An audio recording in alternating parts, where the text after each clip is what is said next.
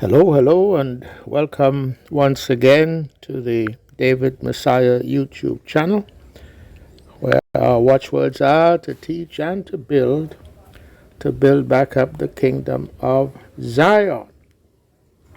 And the title of this talk is Trinidad, the House of David, and the Great Negro Identity Wave. Trinidad, the House of David, and the Great Negro Identity Wave. And what this talk is about, it is a sort of a combination of ideas that I want to bring to you in this talk.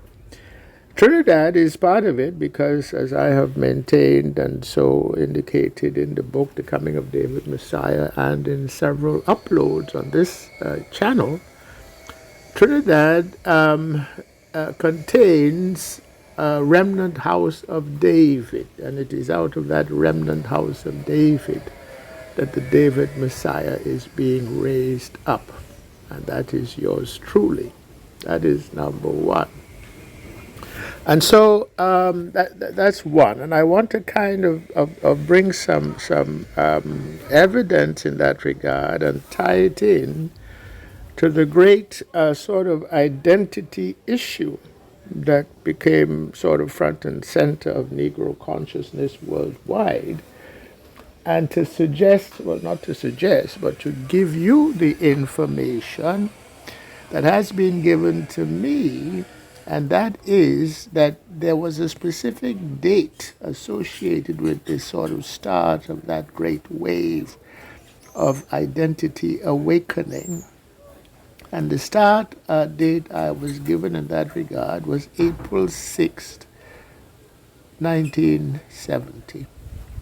And it was tied to the sort of Black Power uprising, as it is called here in Trinidad, and furthermore tied to the killing of, if you like, the first martyr of that movement, a fellow by the name of Basil Davis, who was shot by a policeman when there was one of these huge sort of demonstrations.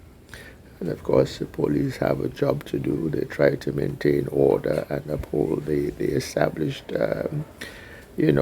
powers that be. Even though the powers that be themselves were Negro and led by none other than Dr. Eric Williams, who was a great agitator for Negro, rights and history and so forth.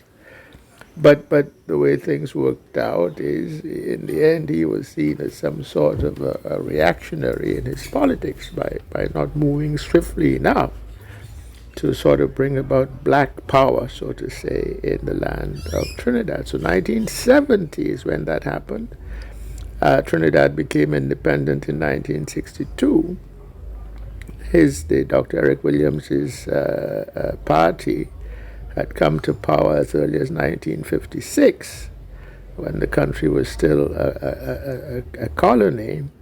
So between 1956 and 1970, not enough was done.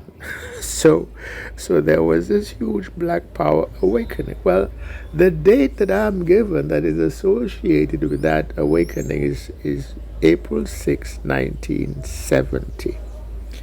And as I said, it is tied in with the sort of martyr of that black power movement, a fellow by the name of Basil Davis. And the significance of that is April 6 was the sort of day of the Passover that year, and I will show that to you in a minute. But I first want to sort of broaden the sort of scope of the discussion, because I don't just want to give you this date. I'm tying it in with the question of Negro identity, which of course is front and center of the whole idea of black power and black power awakening. And this was not only Trinidad, this was all over the world. And in some sense, a lot of it, began in the United States with people like Well, Stokely Carmichael, who himself was of Trinidadian descent, I think he was the one that even coined the term Black Power. But that whole sort of, time of ferment that was there in the United States and had echoes in Trinidad and everywhere else around the world where the Negro has been scattered.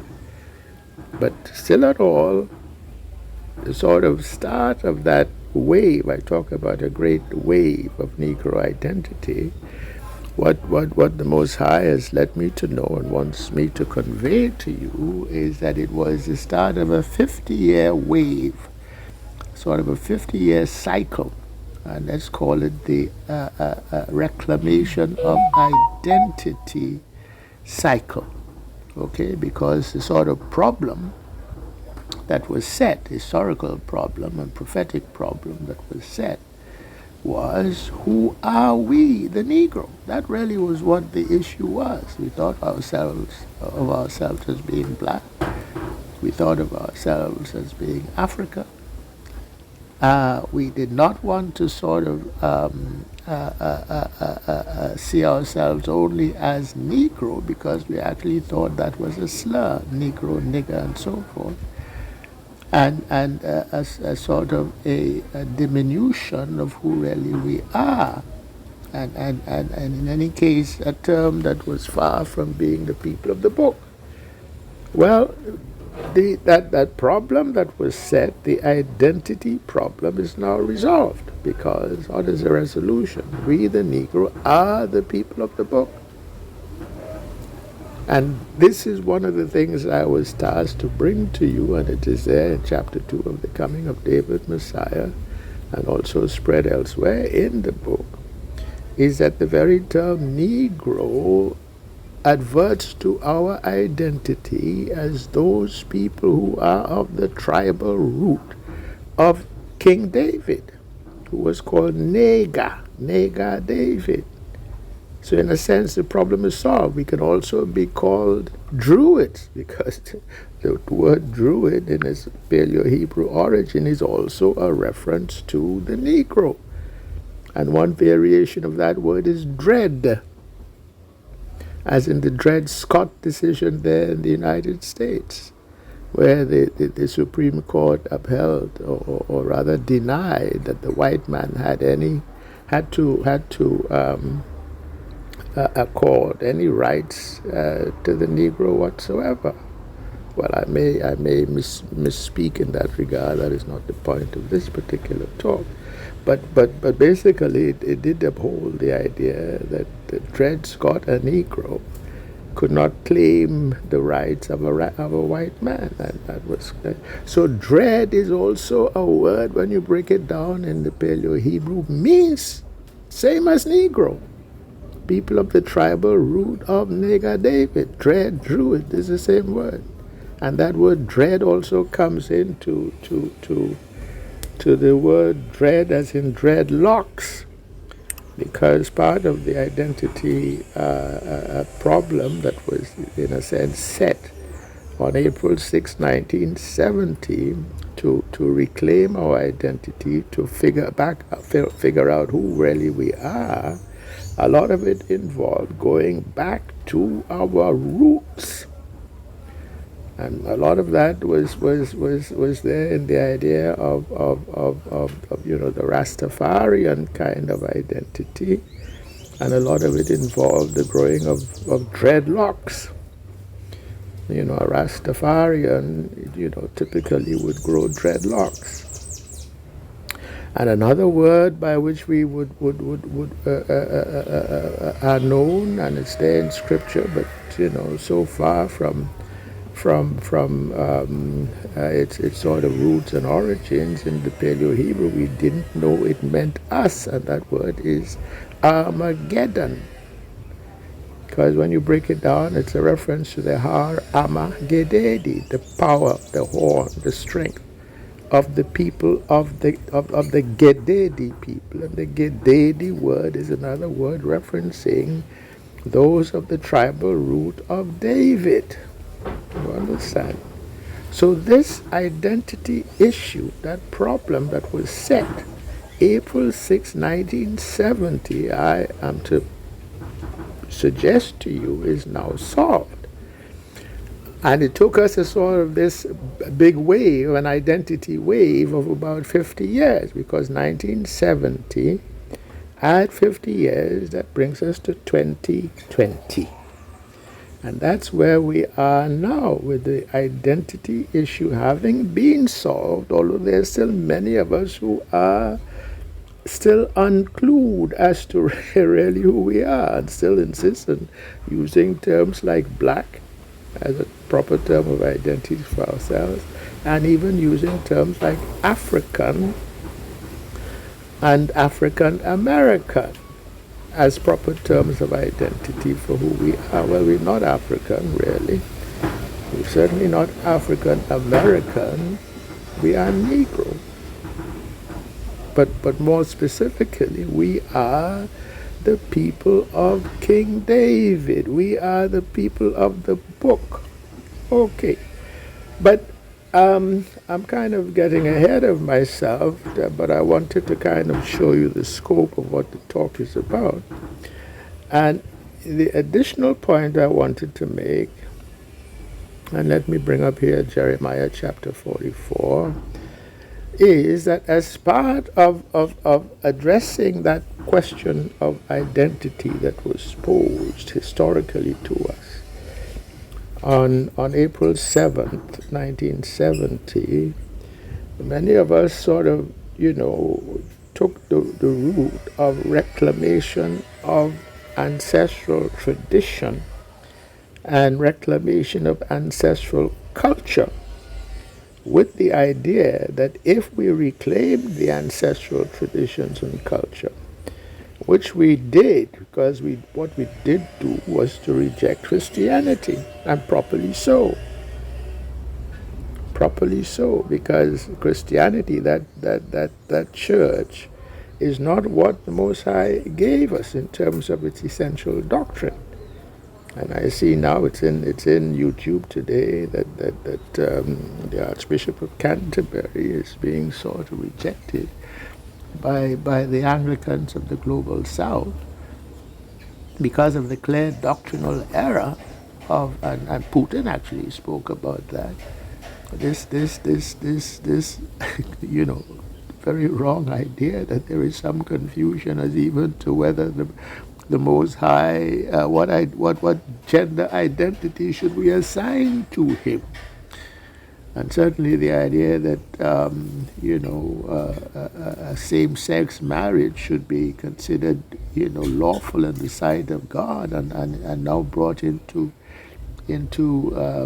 Church of England Orthodox doctrine, that is clearly an apostasy. And so the Anglicans of the Global South have sort of rebelled, and Justin Welby, who is the Archbishop of Canterbury being sort of the seat of this idea of the Church of England, is basically being removed as being primate, so to say, of that congregation.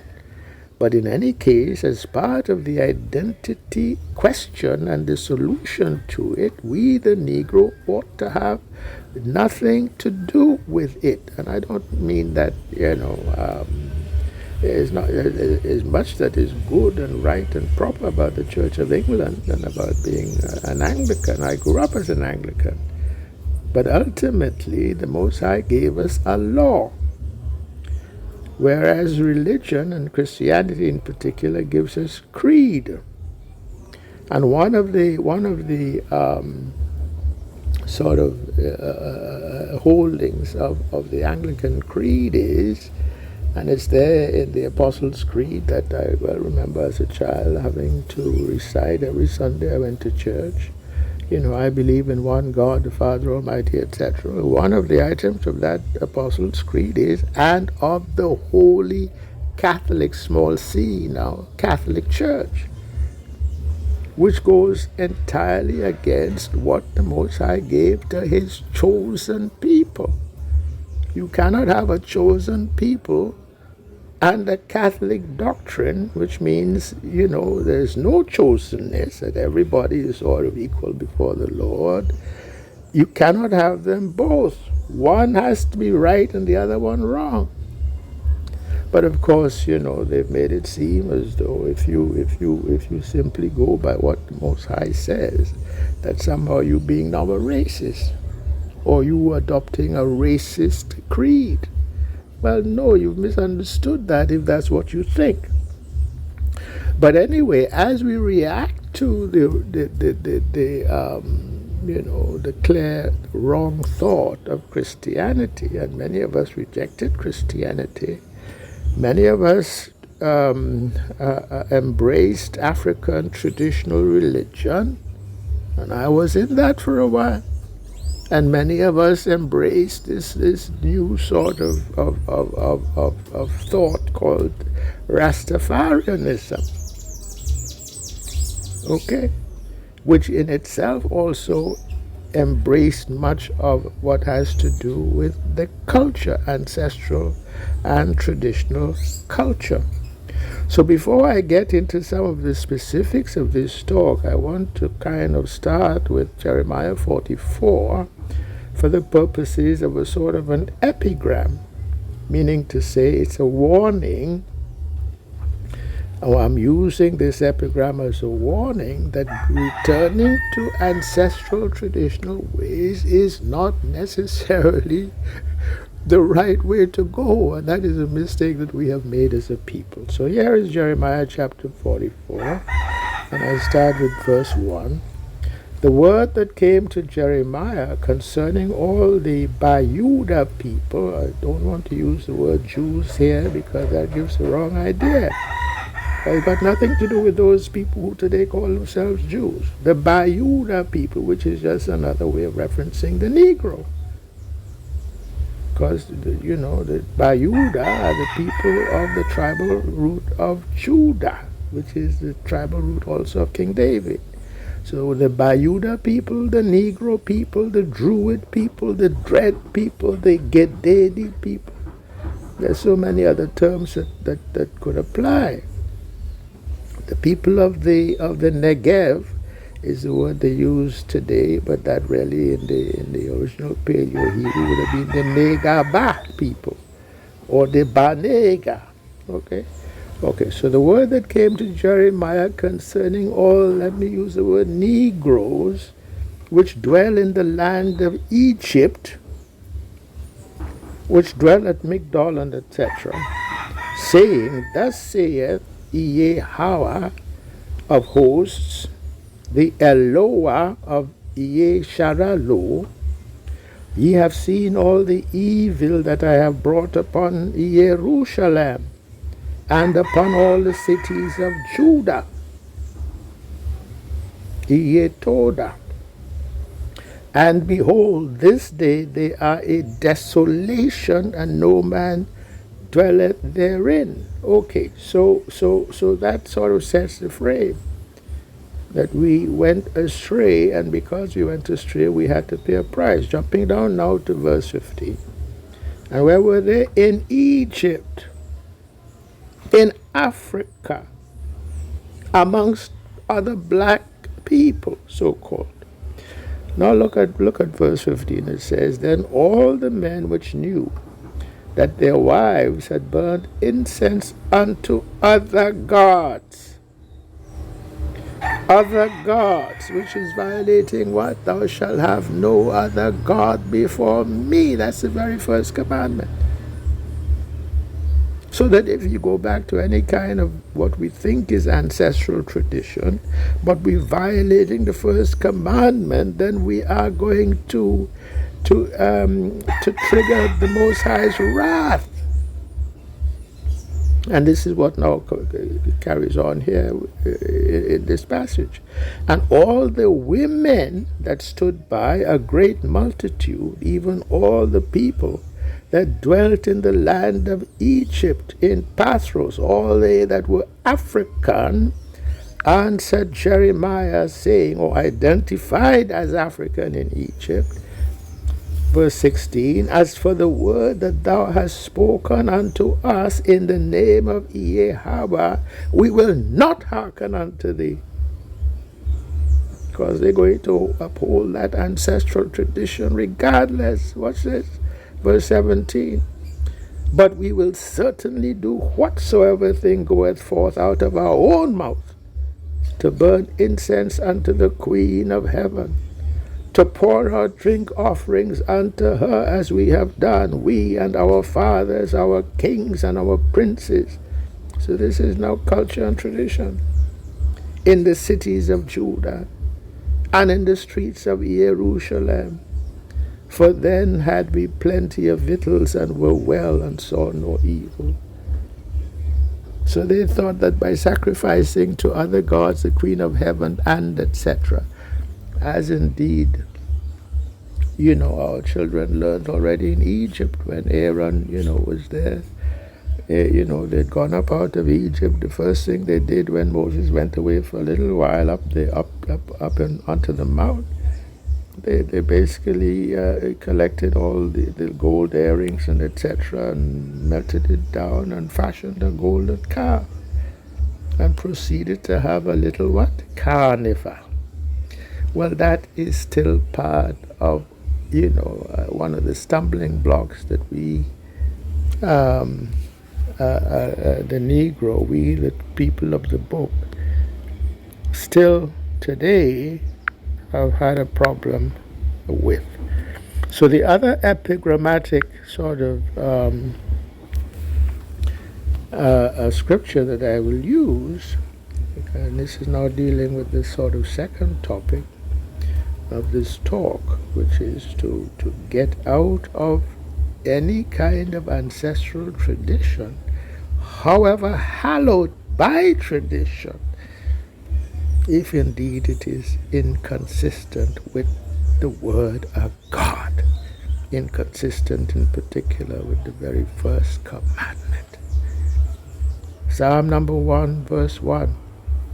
Magnified is the man that walketh not in the counsel of the ungodly, nor standeth in the way of sinners, nor sitteth in the seat of the scornful. But his delight is in the law of Yahweh, and in his law doth he meditate day and night. So this is the touchstone that we have to go by. Not ancestral tradition, not ancestral culture. Why am I making this point? I'm making this point because the children of Israel in general, the children of the house of David in particular, have been very blessed, have been very magnified. We are, and I made that point in an earlier upload, I made the point that we here in Trinidad are amongst the most musically gifted of all people. And I'm going to sort of prove that here now. I'm going to go. Oh, and by the way, before I do that, let me also go to the calendar. Because April 6, 1970, April 6 that year was the day of Passover. The first day, actually, of the feast of unleavened bread. 1970, we need to get the year that corresponds from this perpetual calendar, which is included as an annex to the book, The Coming of David Messiah. So it's a 28-year perpetual cycle. So if we take 1970 and add 28 years, which brings us to 1998. That year, 1998, in the way the days of the week are laid out, would be exactly as it was in 1970. Well, we don't have 1998 in this particular 28-year perpetual. So we add another 28 years, and that brings us to 2026. And 2026 is in this perpetual. So if we go to 2026, we will see exactly what the layout of the calendar would have been in the year 1970. And this is what we have here, 2026 spring. And we look at the first month, and we see in that sort of third row, April 6th would have been the first day of the Passover. So the Passover would have started the previous Sunday evening, April the 5th, and essentially carry over overnight to April the 6th, 2026. So that this indicates the start of a movement, and the Most High wants it to be seen in that regard. Every sort of movement that is at the hand of the Most High will start on this day right here. Will start. It's there, for example, the organization of the Joseph Smith Church, Prophet Joseph Smith, the Church of Mormon. That was done on April 6 also, the year 1830.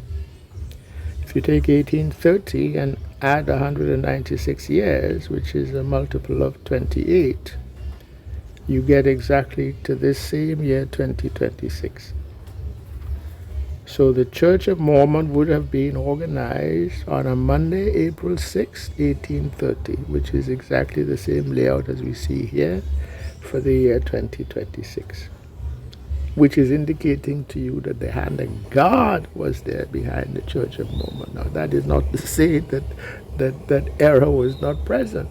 Just as what I am now about to bring to you, that even though the Most High's hand was there in the setting of this date, April 6, 1970, as being, if you like, the notional start of a 50-year identity cycle, doesn't mean that then what came out of it necessarily was in accordance with the Most High's law. Because as we addressed the identity question, it didn't take us long to go astray, because that's what we did with Rastafarianism.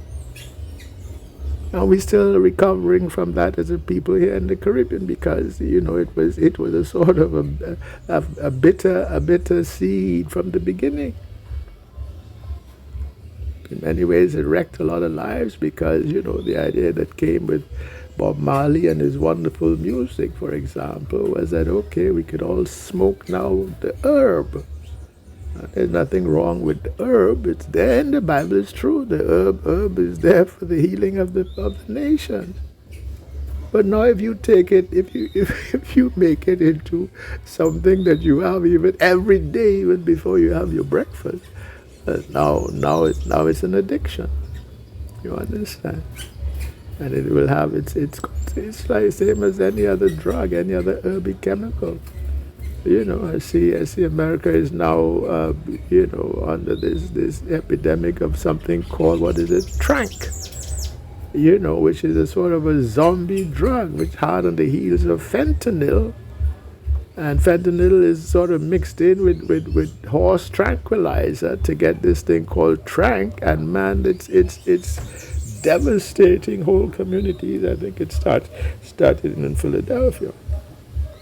So every herb can be good for something. Poisonous herbs can be healing herbs as well, but it depends on the dosage. It depends on the frequency of use. You use herbs to sort of rebalance when there's a sort of a derangement in the body chemistry and so forth. You don't use it as a continual sort of daily kind of habit. Anyway, that went along with the whole Rastafarian movement and was a mistake. And those of us who went back to African traditional religion, as I did, I became a priest of Shango, I became a priest of Ifa. There's also there a lot that is very, very valuable. And we should not sort of throw the whole thing into the garbage heap, by no means. But to the extent that we go not to the Most High, but we go to lesser deities for help when we need help, we're violating the first commandment. And he didn't want us to do that. And that is also one of the mistakes that we made during this sort of great identity wave, because a lot of us went back to traditional religion. Just as there in Jeremiah 44, a lot of our people went down into Egypt, and they said, well, you know what, when we were making offerings to the Queen of Heaven, everything was going good for us. When we were making cakes to her and pouring libations to her and everything else, everything was going good. But what Jeremiah also let them to know was that the Most High was going to basically destroy them all because you're violating the first commandment. And he's not going to accept it nor tolerate it.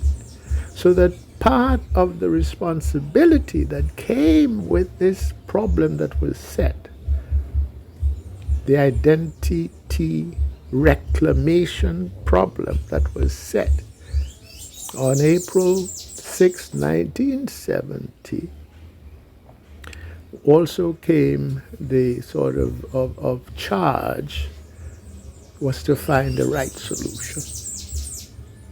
And the right solution did not necessarily lie in reverting to culture, what we thought to be the ancestral culture. So here now is where I want to kind of, make a point that I sort of asserted, and it would have appeared to be a boast. And it's a point I was just now starting to make before I made this digression into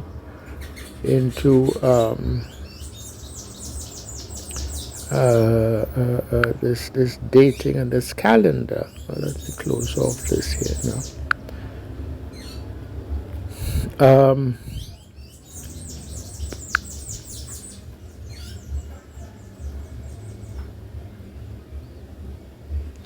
I made the point, or rather it was both a point and an assertion,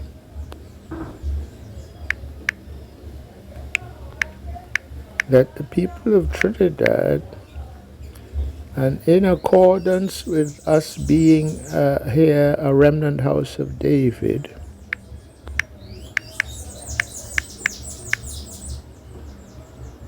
are indeed amongst the most musically gifted people on the planet. And I think I made the point that in terms of just drumming, you would think that, okay, if you want the great drumming, you really need to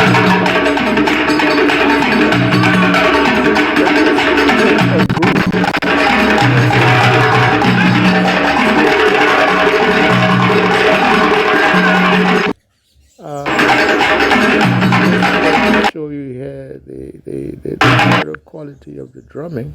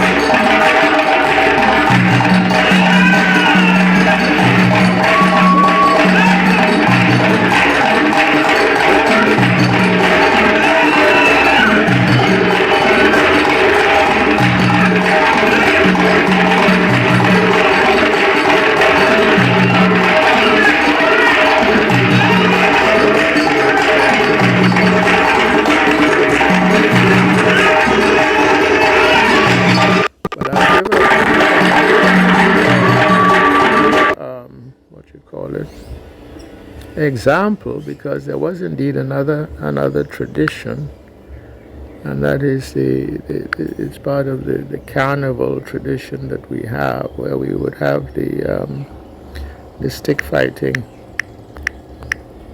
The stick. Oh, there we go.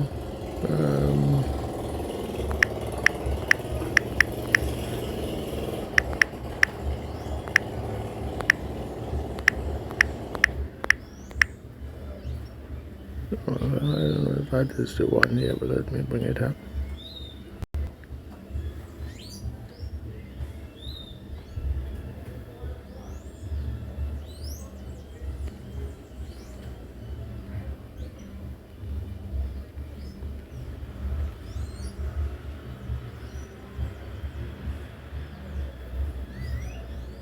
No, after I'd seen something just last night, and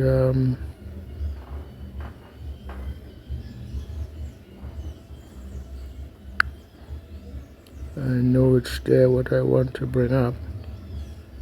But anyway, let's just go with sight unseen, because I think what I want to bring to you is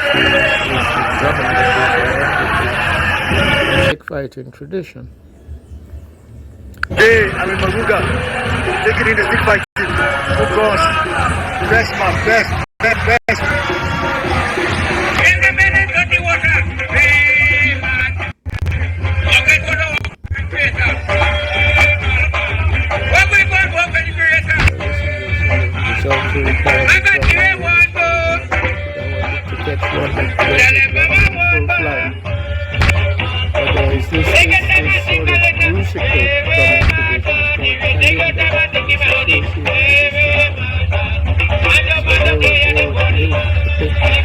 these are like warriors of old Africa. Where they go in, there's no, like the Japanese have their kendo tradition, but they come with all kinds of padding and headgear, and they use sort of, bamboo sticks to do them. But these are hard pieces of wood that they use, and not even gloves to protect the fingers. But if you get hit, one of those, sticks of wood teeth,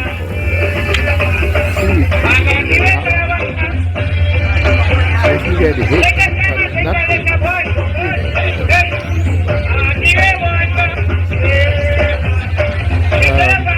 but you can hear the drumming. So this was another drumming tradition unabated, undiluted. The drumming associated.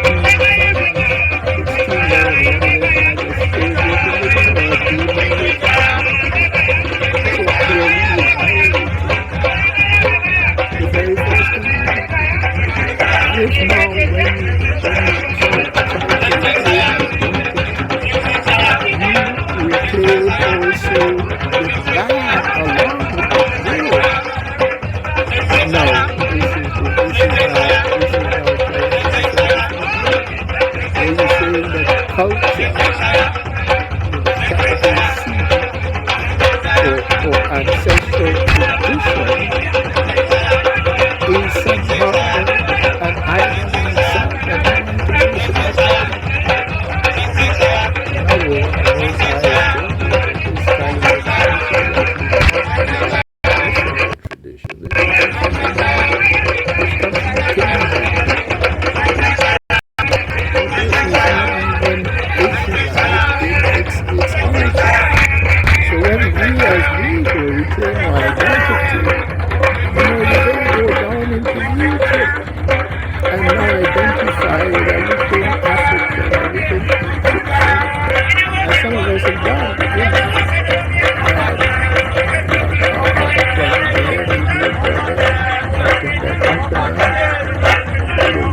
preaching the word there for stretch of time, and he, identified as an original Negro, that he knew he was of the, that Ethiopian, what they call them, Falasha sort of heritage.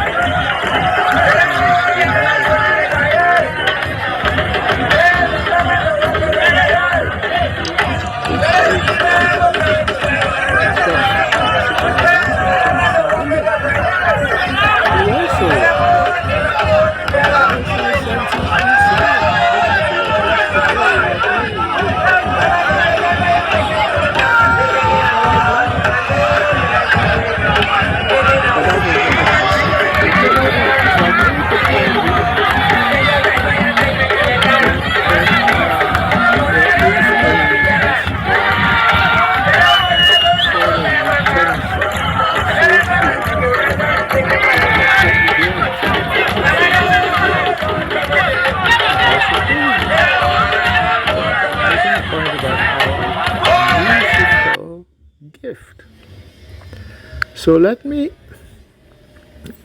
do, next bring up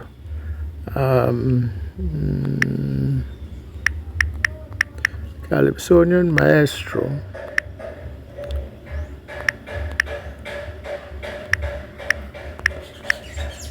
because he emerged as so many of our Calypsonian soca and so forth emerged after this 1970 sort of uprising.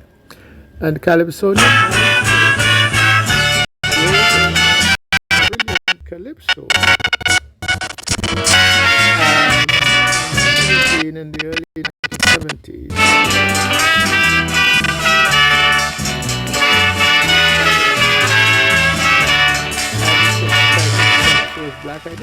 Present, almost everybody talking about black identity. But if you check out the majority, they're only using these words falsely, because the first thing that is a shame, African people with European name. That is the first step we had to take to correct a prehistoric mistake. If you hear Sicher and Ramkela, one Lalch and Balchan, well, bet you like there's a East Indian man who say one Gonzales Manuel Sancho Pablo. You sure them fellas from Mexico, so why buy them couldn't be the Kaka?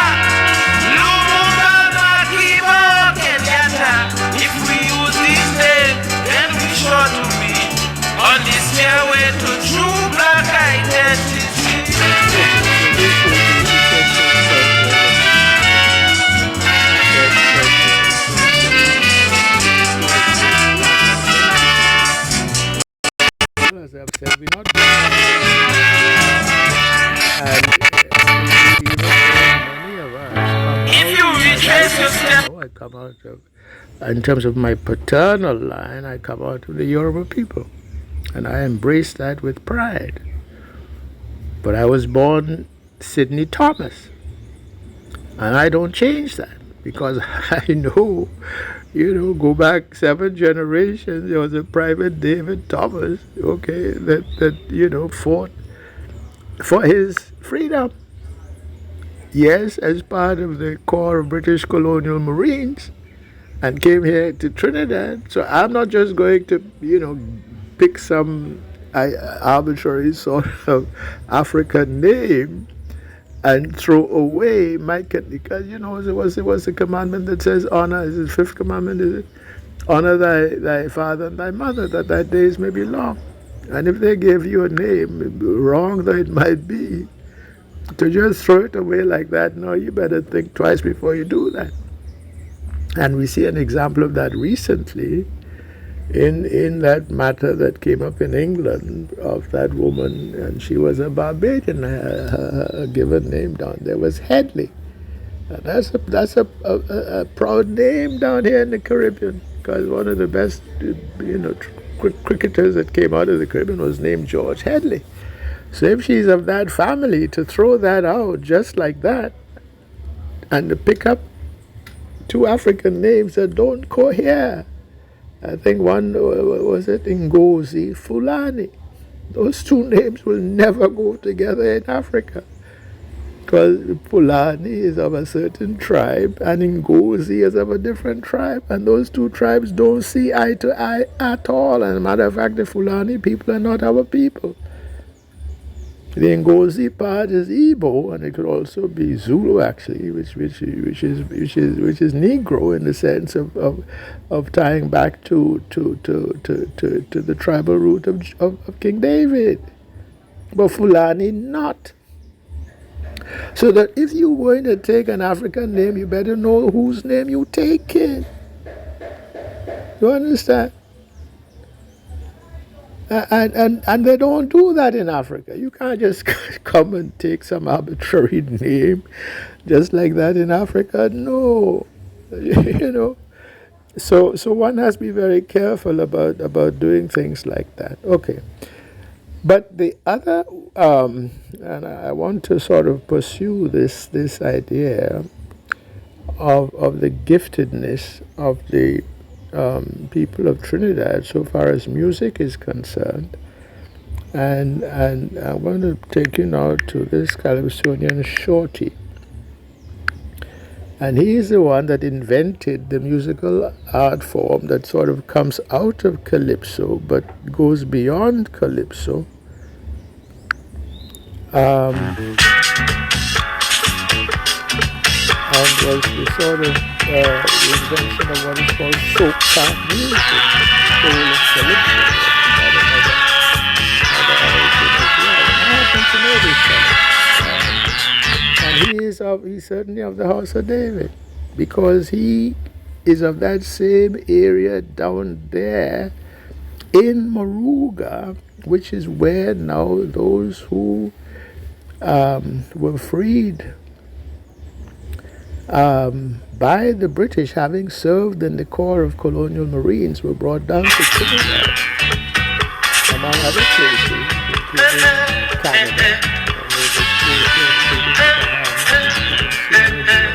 And we mobilized in different places, and it is from that we have the house of God. My grandfather comes down to numerous places.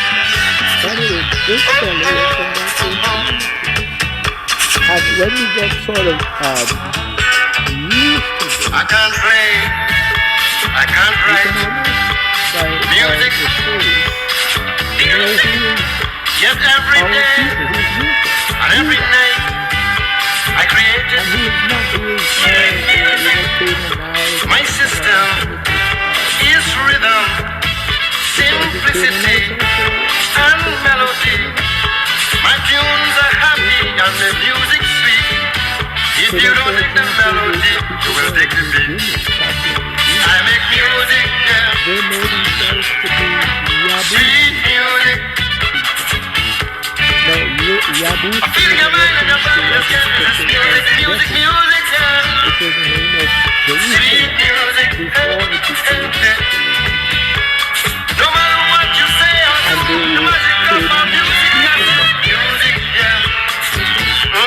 didn't make their way as we do. People of Fiji are, as I have been guided,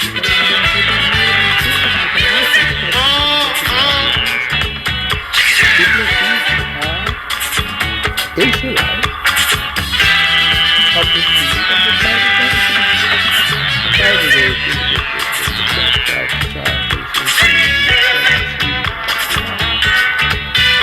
I try to be totally musical. That's why, you see, I'm super sensational.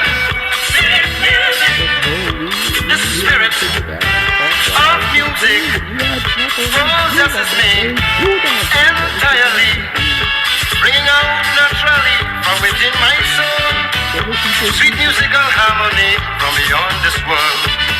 And I make music, sweet music. I'm feeling your mind and your body, the sky is music, music, music, yeah. Sweet music, yeah. No matter what you say or do, the magic of my music, yeah. Music, music, music, yeah. So this is 1976. On a 50-year cycle. So there was a great flowering of music, music, yeah. Towards the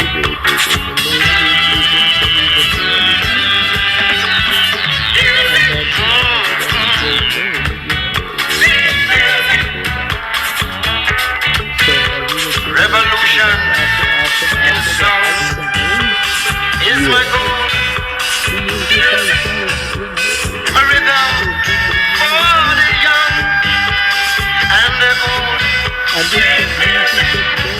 Pulsating, exciting. Music to jump, music to run. Anytime or anywhere when my music plays, you got to lend an ear, makes you move and sway. I make music, yeah. Sweet, sweet music. Feel your mind and your body, the sky is music, music, music, yeah. Sweet music. No matter what you say or do, the magic of my music, music, yeah. Sweet music.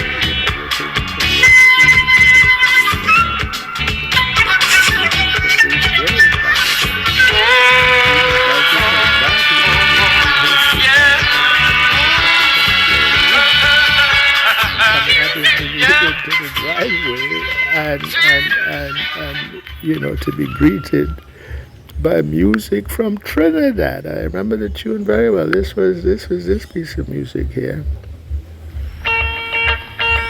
Because he has set his love upon me, therefore will I deliver him.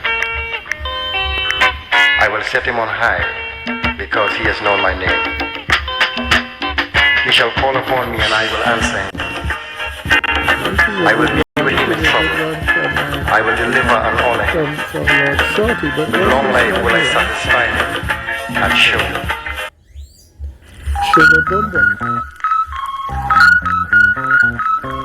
So this was a hit all over Africa. I didn't know that in Bangladesh.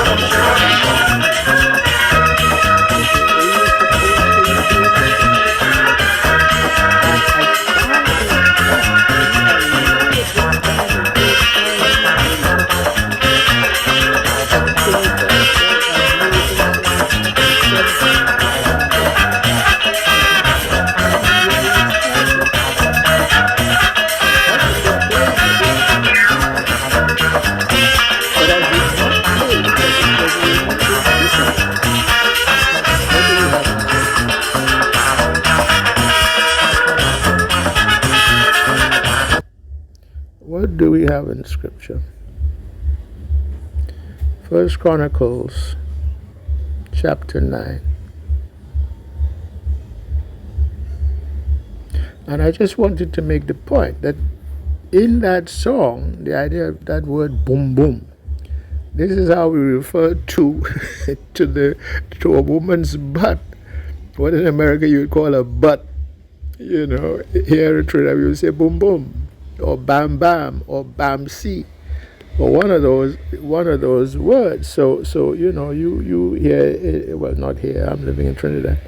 You in America might talk about, oh girl, where are you going with all that junk in your trunk? Which is kind of like, oh, you know, because we admire the female form, and we admire the, you know, the sort of a woman with a nice bam see, you know what I'm saying? So that song is sort of an ode to a woman called Audrey, okay, who had a nice figure, you know, what a nice voluptuous sort of Negro figures that other people don't have. But here's First Chronicles chapter 9.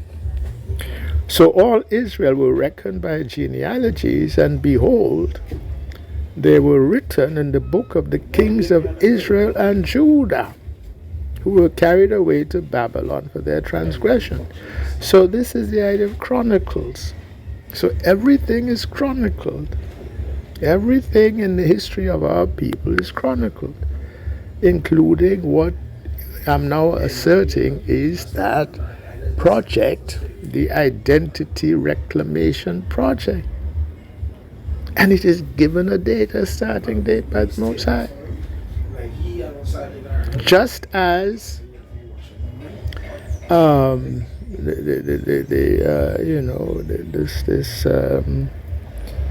the 400 years servitude, that actually also had a start, and you could go back into history and find where that start was. I was given that the sort of nominal start, as if you're doing a book of Chronicles of the Kings, you would record the publication of the King James Bible somewhere in the middle of May in 1611, and the Most High would say, and let us to know, let his servants to know, that that was the sort of nominal start, titular start, whichever kind of word you want to use, for the 400 years of servitude.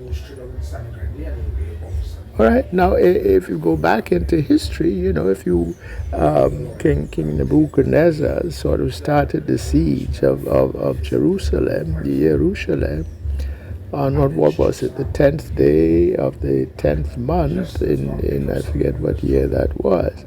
That was recorded in the book of Ezekiel. I forget which chapter now. Okay, so that gets recorded in the Chronicles of the Kings.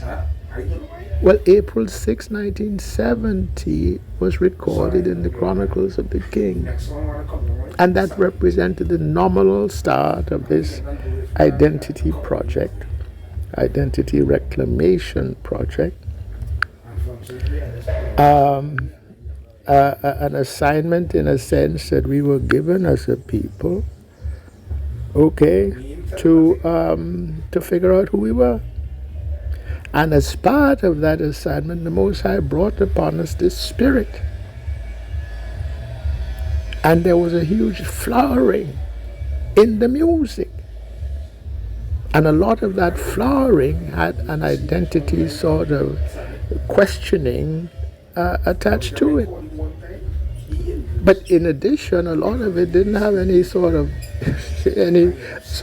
deep thought to it. This is a book, not a book, a piece of music that is simply a sort of an ode to a woman's bamsi. Okay, but it's a beautiful piece of music, and that too was part of this huge identity project.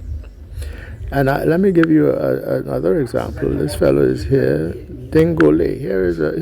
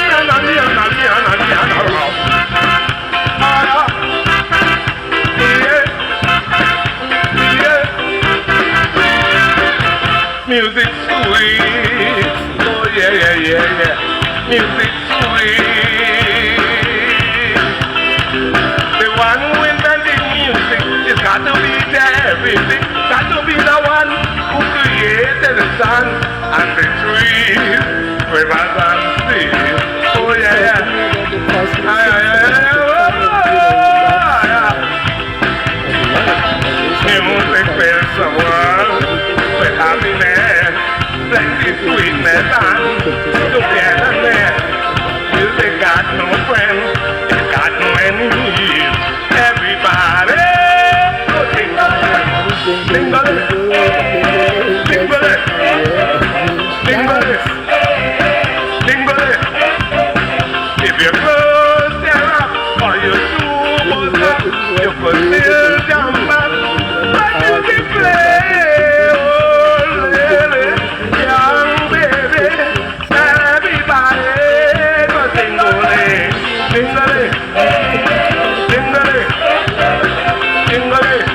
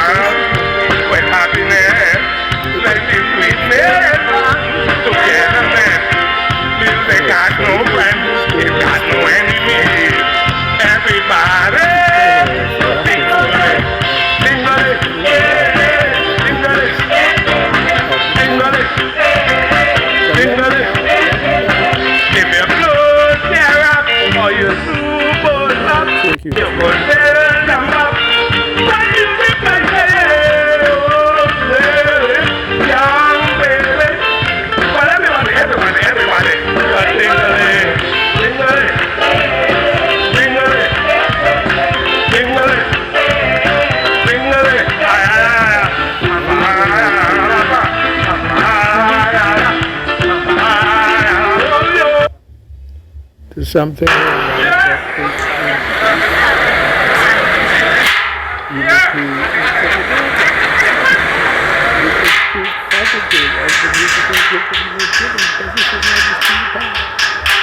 it's a percussion instrument.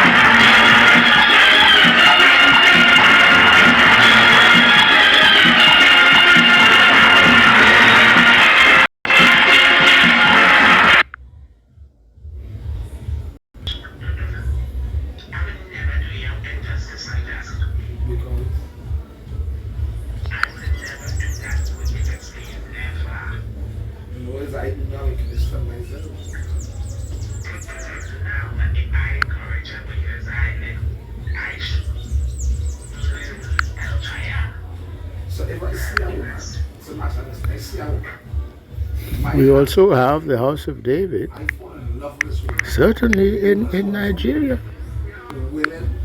And during that same period, 80s, late 70s into the 80s, we also had a great flowering of the music out of Nigeria. King Sunny Ade. And you can just look at his face and know he's at the House of David also. He's definitely Judah.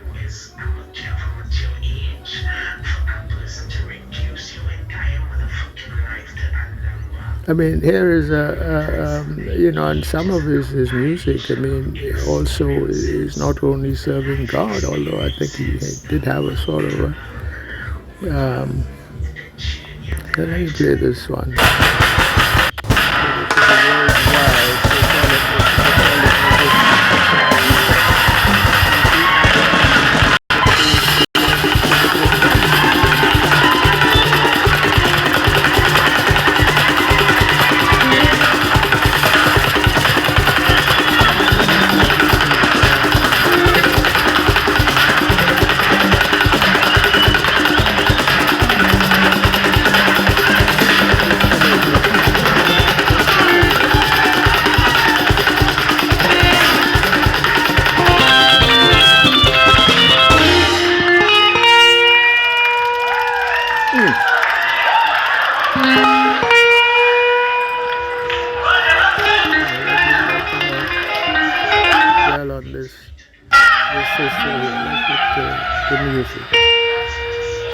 Gets in the way, so.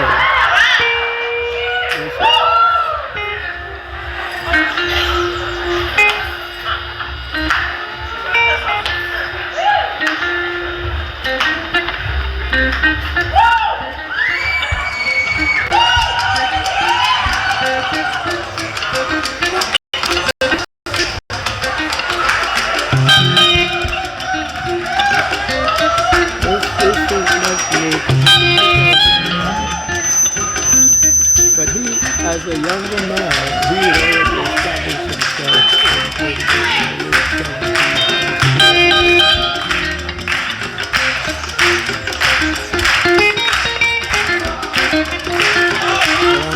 I was going to show you this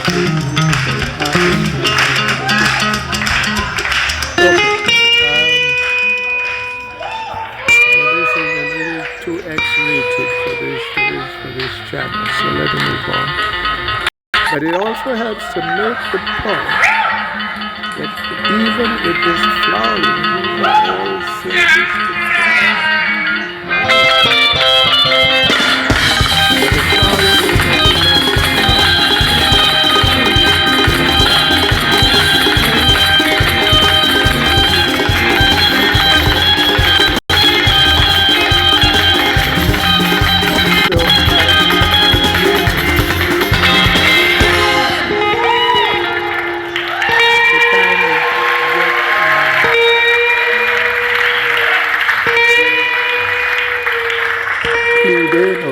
Or tuned in also to the flowering that was also taking place in Africa around the same time.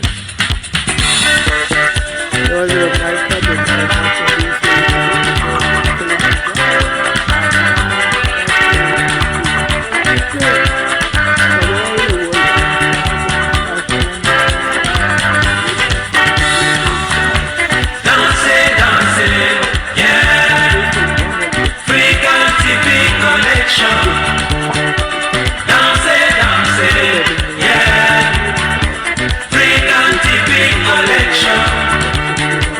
Dancing,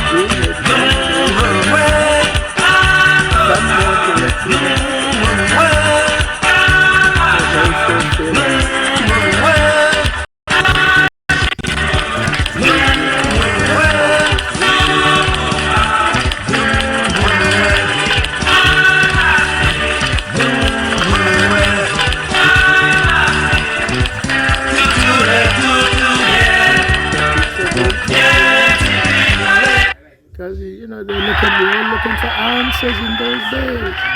So it was just a great time to be alive and to see this awakening.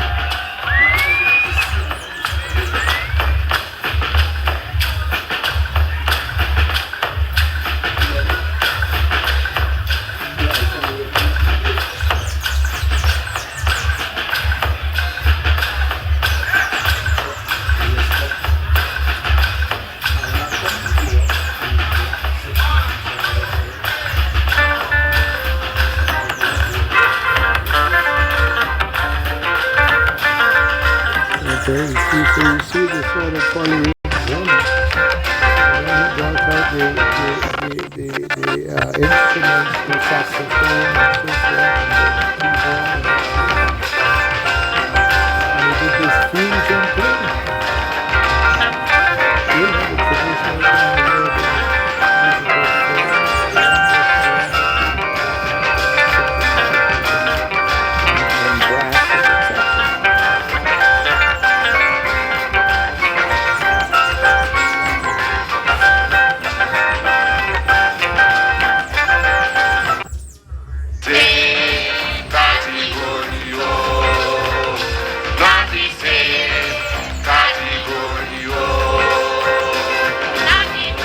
etc. Okay, well, I'm not going to get to the punchline here.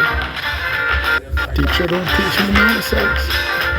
So it was a question in the it was a return to a lot of traditional spirituality. Can you agree with America, Nazara? Okay, and realizing that this wasn't really making forever. And then let's come back to the Caribbean. We have the Rastafari.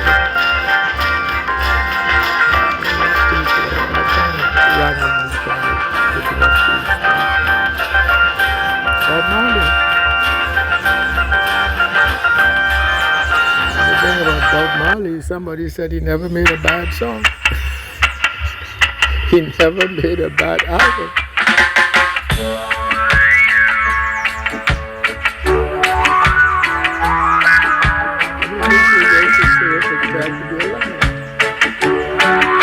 But as far as it was simply an identity question.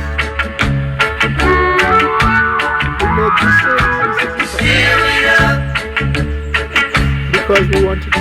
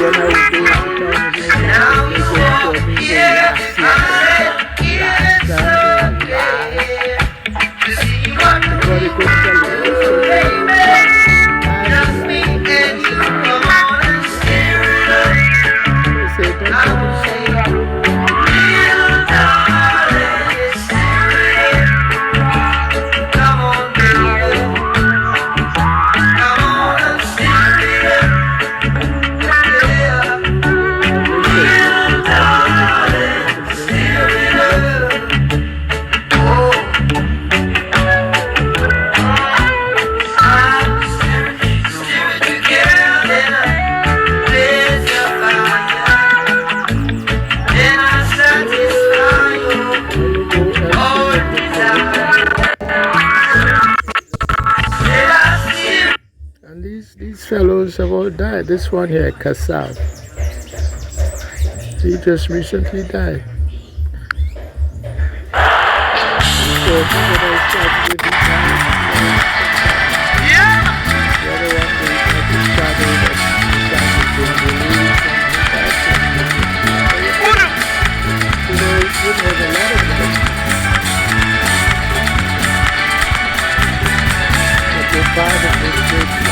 Mesdames, mesdemoiselles, messieurs, le monsieur 1, en position, tout le monde en position,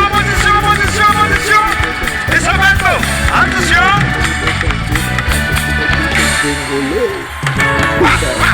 On nous allait. Voyez mon diable. On nous allait. C'est ça. On nous allait.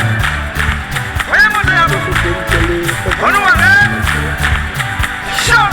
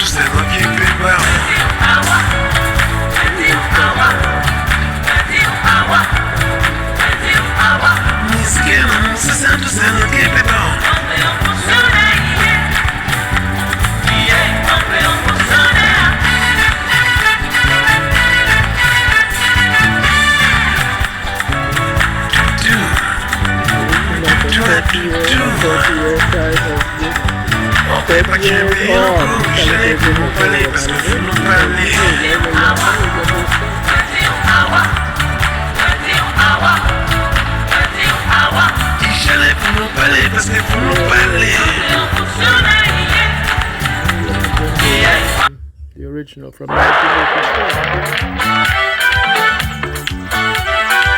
So this is the fellow we were just seeing there.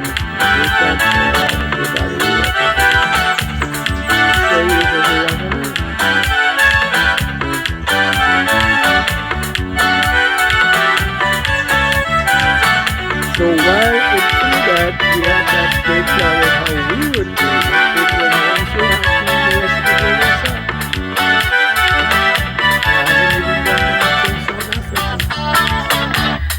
Where, well, in the unity that and also human tequila is there from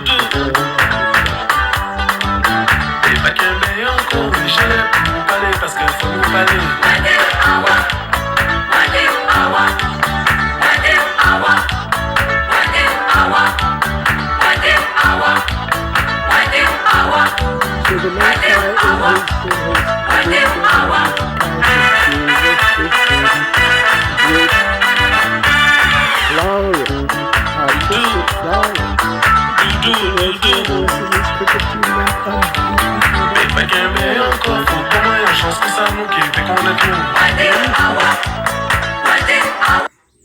and April 6, 1970 was the, the chronicles of the kings of Judah and Israel would have marked that as a sort of the start date. Just as May 1611 was the start of the 400 years. I know people now say it was 1619. No, it was not. It was 1611. Coincided with the publication of the King James Bible. But I dealt with that in that book, The Appointed Time. I won't get into that here. Who else did I want to bring?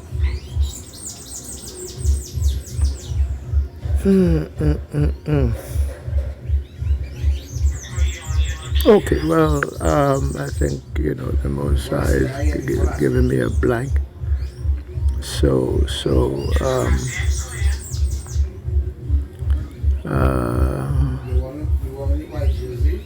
There's so many. I might want to just for Manu Dibango, Makosa, because there was a sort of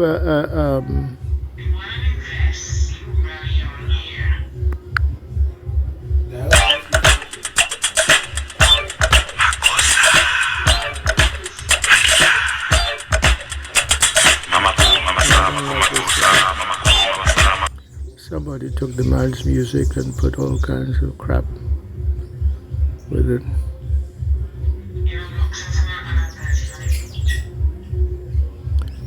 But this was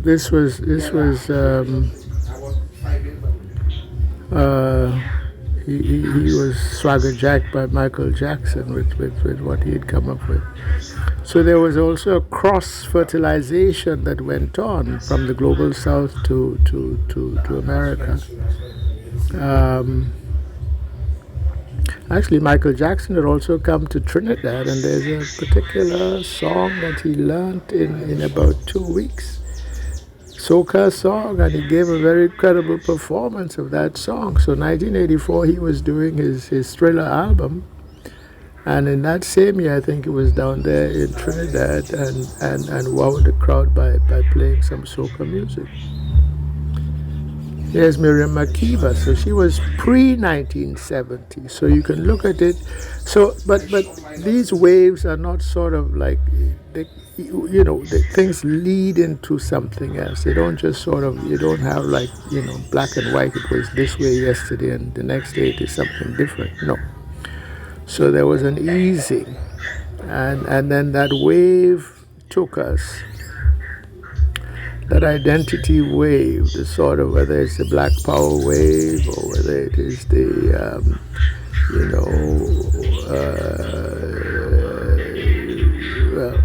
I wanted to say, bring Martin Luther King into it and bring Farrakhan and Nation of Islam into it. But there's a lot of what they did prior to 1970, and then after 1970, we had kind of like a shift. Gradual in the beginning, but kind of with a flooring that peaked somewhere around early 1990s, and then after that it was a sort of a collapse. But all along there was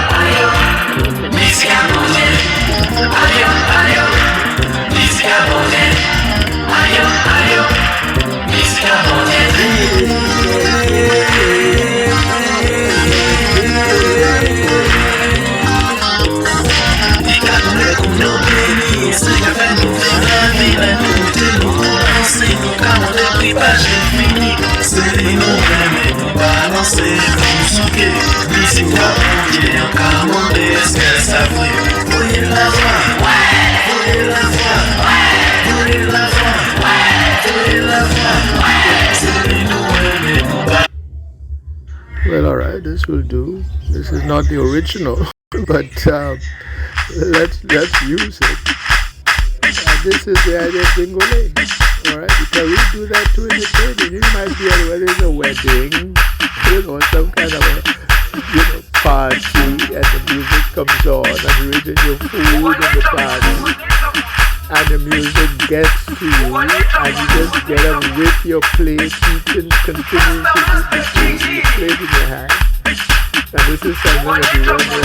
We can dance Jerusalem, and balance Ikayalami, Ilondoloze, Uhambenami, Zungangishilana, Jerusalem, Ikayalami,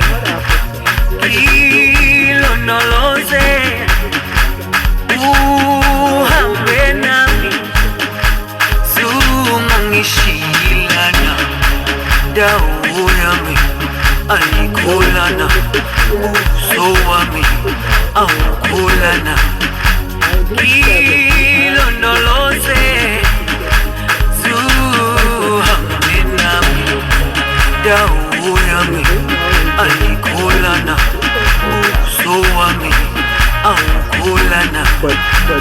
ilondoloze zuhambe nami ilondoloze ilondoloze ilondoloze zungangishilana ilondoloze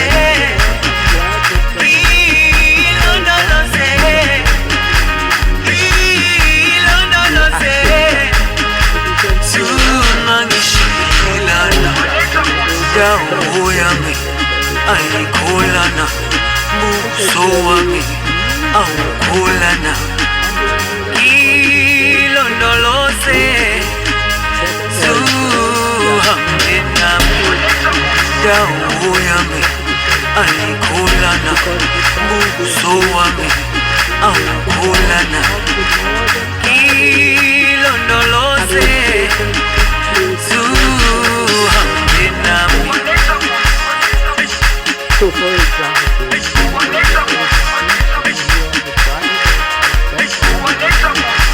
Reuben.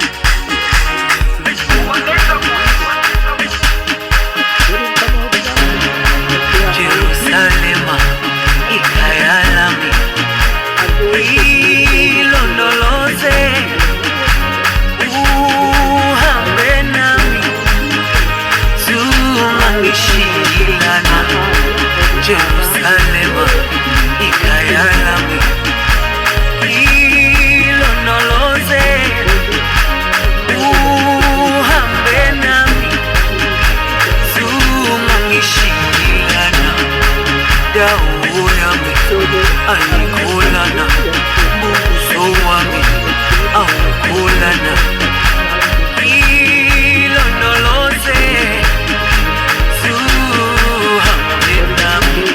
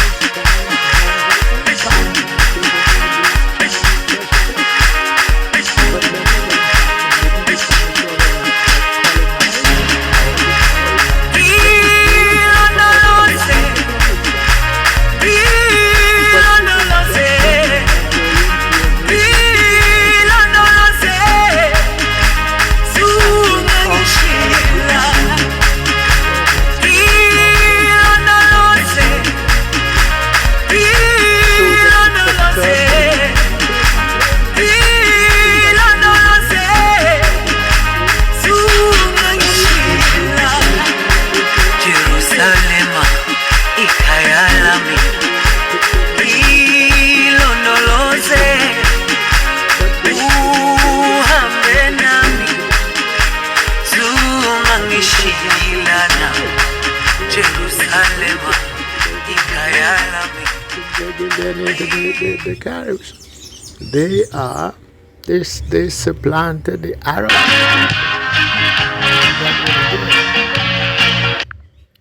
In Trinidad, and they too came essentially with Mongolian paternal seed line mixed in with maternal seed line from among the Israelites. So they are mixed people.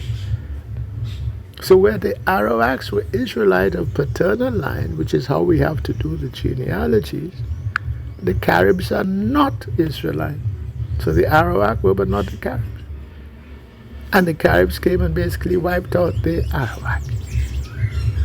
And this became a Caribbean Sea. You understand? And I've given the sort of the etymological sort of derivation of even the word Carib, where it came from, which is related to the alternative term Kalinago, that is also used for them in places like Dominica and St. Vincent. And by the way, Shakespeare seemed to have, had something to say about that, because it's in this book there, was it The Tempest? Caliban is a reference to the Carib. But anyway, that's going off on a huge tangent. So I will leave that to one side, and I will now conclude and leave Jerusalem as sort of the conclusion of the matter, that we the Negro are of Jerusalem.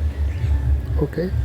Even the word Yoruba is there. It's the Yeru, the house of Iyeru people. Ba Iyeru, or Iyeruba.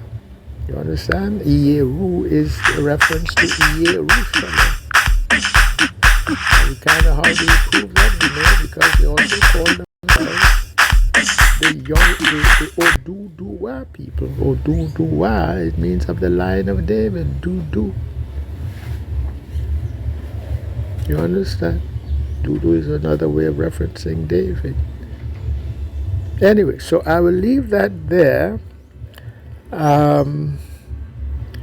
And summarize very quickly and briefly by saying that 50-year great wave, the identity wave, started in terms of the chronicles of the kings of Israel and Judah on April 6, 1970, and is linked to that first martyr of the Black Power uprising here in Trinidad, which is that remnant house of David from which the David Messiah himself arises.